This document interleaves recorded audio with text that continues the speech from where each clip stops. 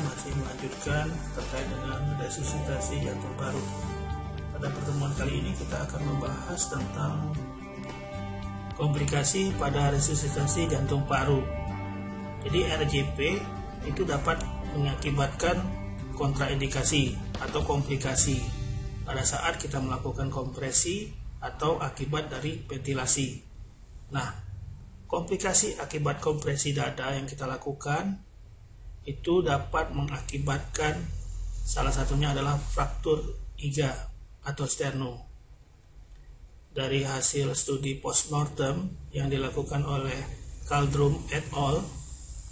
Jadi ini hasil riset ya, menunjukkan banyak komplikasi lain pada region torak yang dapat disebabkan oleh resusitasi jantung paru.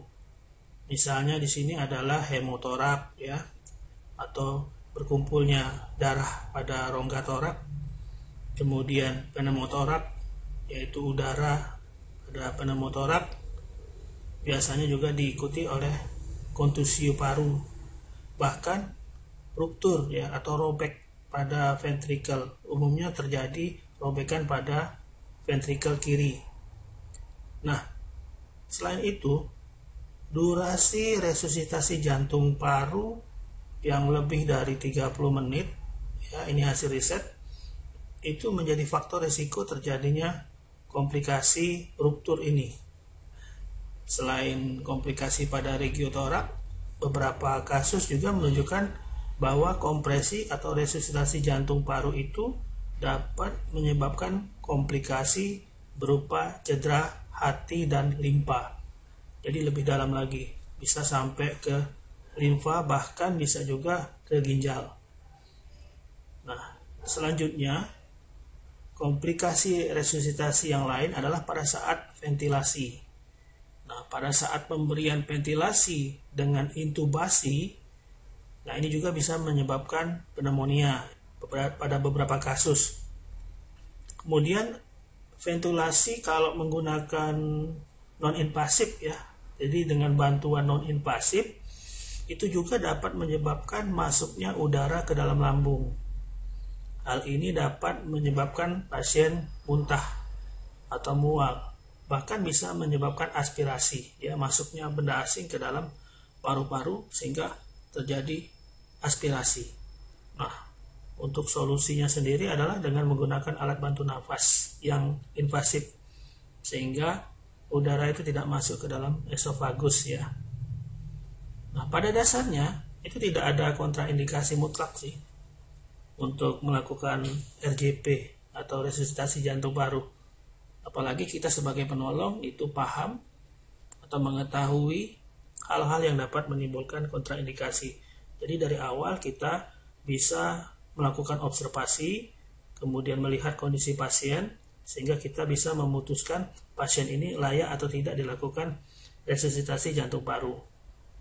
Satu-satunya kontraindikasi melakukan RJP itu adalah adanya instruksi do not resuscitation atau DNR, atau terdapatnya hal yang mengindikasikan seseorang tidak ingin diresusitasi saat terjadi henti jantung.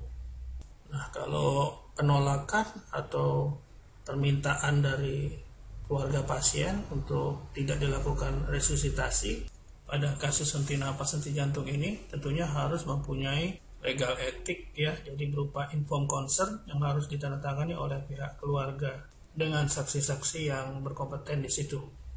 Jadi kontraindikasi relatif melakukan RJP ini adalah jika klinis menilai bahwa tindakan RJP hanya akan menjadi tindakan yang sia-sia secara medis ya. Kemarin kita sudah bicara masalah golden time yang harus kita manfaatkan semaksimal mungkin sebelum terjadinya kematian.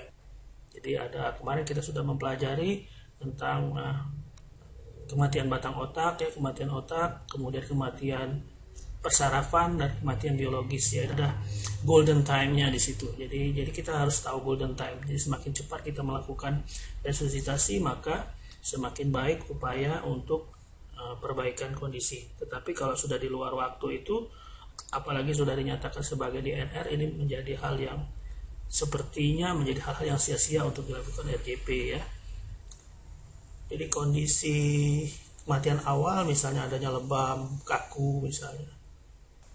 Ini nggak perlu lagi dicek GCS-nya ya, karena ini kan udah masuk kematian biologis ya. Jadi sudah diawali oleh kematian otak, batang otak dulu, baru kematian biologis. Jadi golden time-nya udah lewat ini. Sudah pada kondisi yang tidak memungkinkan lagi untuk dilakukan resusitasi.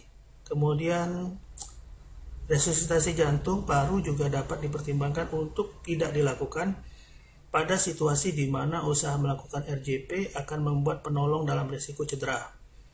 Jadi ini yang di awal sudah saya katakan bahwa danger. Jadi sebelum kita melakukan pertolongan, kita juga harus aman, ya, aman untuk lingkungan, aman untuk diri kita, aman untuk pasien kita. Jadi setelah kondisi aman kita bisa melakukan pertolongan. Tetapi kalau tidak aman untuk penolong ataupun pasiennya, maka hal ini menjadi upaya yang patut dipertimbangkan untuk tidak dilakukan RJP.